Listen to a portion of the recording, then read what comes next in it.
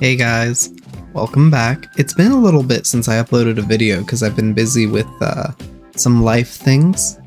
Actually, my fiance moved in with me today, and so that's been super exciting. As well as just I've been live streaming a lot too, so I haven't had time to make videos. And honestly, the game doesn't really have a lot of content right now to make videos on. It's just a lot of like talking about predictions and everything for the upcoming update this weekend, hopefully.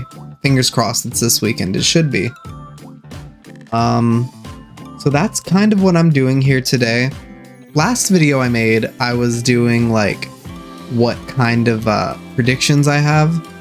This video is looking more at my hopes and desires.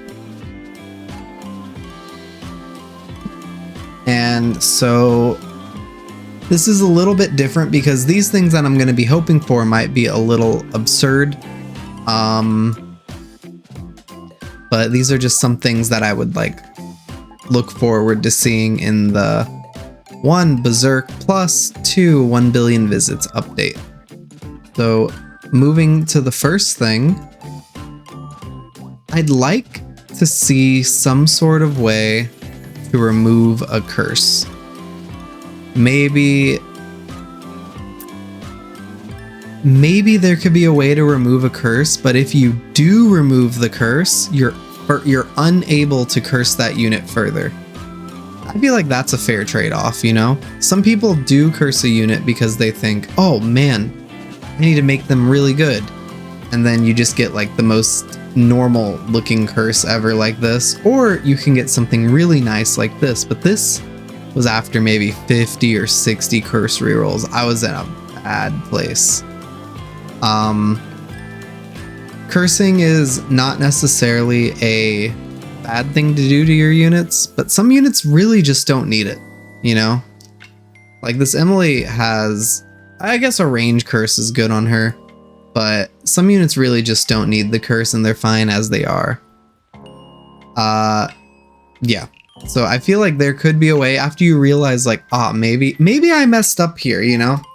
There could be like an opposite side over here where there's like maybe a, instead of Sukuna, right? Maybe like there's like Itadori over here. And for some sort of thing, I don't even know if you have to farm it. Maybe it would just be gems or something, or maybe even like a paid option. But I do feel like if you could somehow remove curses, it wouldn't be the worst thing. There would have to be some sort of drawbacks though, so yeah. If you could remove a curse in the future, but make it so that the unit can't be cursed anymore, that'd be pretty cool. Next, I don't know how I feel about these raid limits.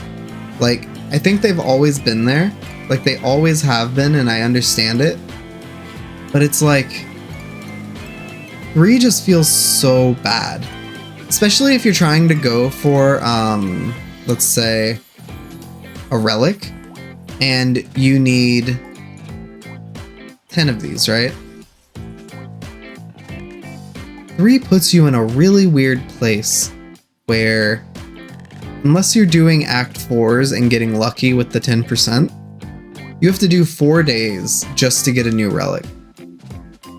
4 days of Act 5s, assuming you just don't ever hit the 10%. So, what I think is maybe make it so that the 2 most recent raids give relic shards. That could be something.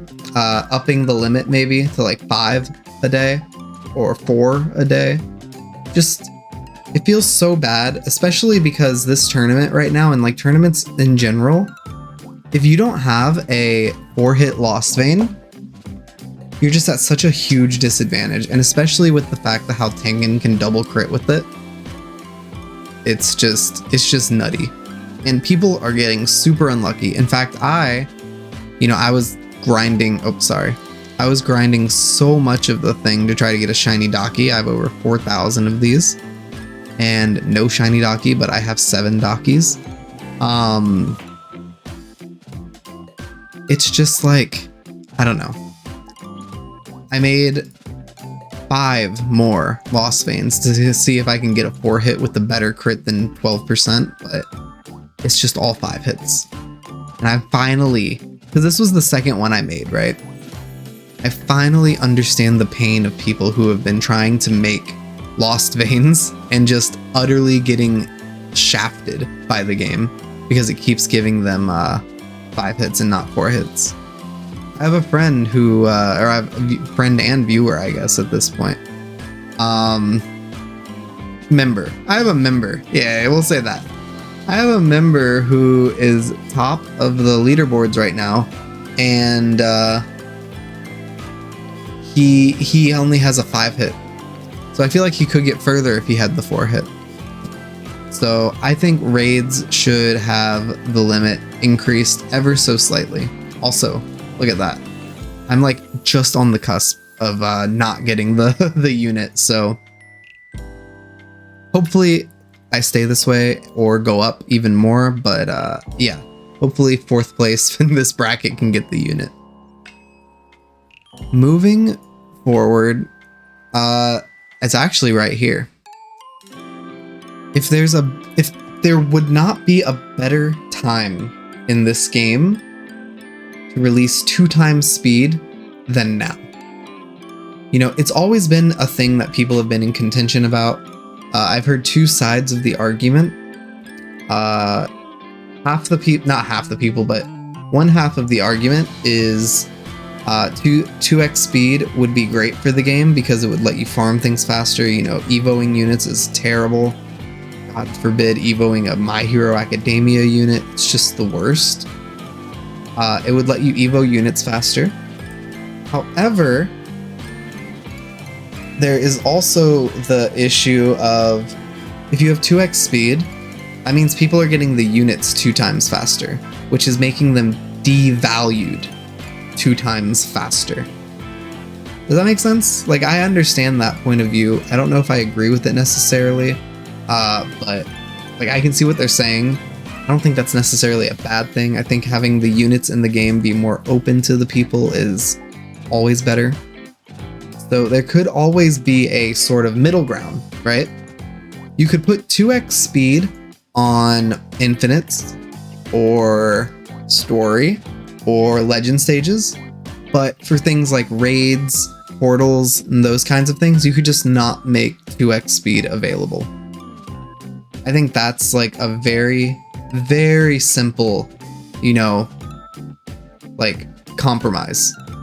Half the people can, you know, they can get through the story faster, which is honestly one of the biggest gripes with this game.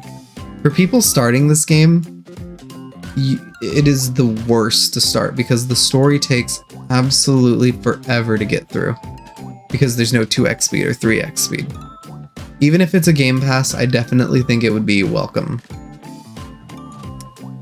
Other than that, oh, and Infinity Castle, probably no 2x speed because I feel like that's like, if anything, I feel like Infinity Castle is the end game of this game. That same member from before, he's been slowly working his way up to try to get into the top 50, and he's stuck on a floor right now.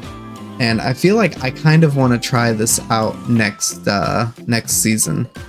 Like, this really seems like something that could be really fun to go through. Fun is a strong word, but it seems like something that could be enjoyable at times to go through. And I've never really tried to get the shiny Infinity Castle leaderboard unit. So yeah, that might be something I do next update, next season. Other than that, I do think that this game is, you know, between updates, it's quite stale. I don't know if that's the case with other Roblox games, because I haven't really played many other Roblox games. In fact, I haven't played any really, except for like 2. But giving people something to do between updates is good, I guess. Like I know we have the April event. I know we have like farming Act 4 raids, but it's like, and I guess Boros and Merlin, but it's It gets old, you know? It gets old. If they could do something with that yellow room that I'm sure everyone knows about over here, if they could do something with that adds like a new mode that like gives you something to do when you're done with like grinding portals all day, that would be really cool. But maybe it'll be under construction forever because maybe even the devs don't even know what they want to do with it. Anyway, those are some of my hopes for the new update. If you guys agree, disagree, let me know in the comments. And yeah, thank you guys so much for watching. See you guys in the next video. Also, before I go, chances are I'll be doing a really big stream on Saturday when the update drops, so make sure you tune in. I'm also doing a Gmo giveaway, non-shiny however, but if you join the Discord you can find more information about that. Anyway, thank you guys so much for watching and see you next time.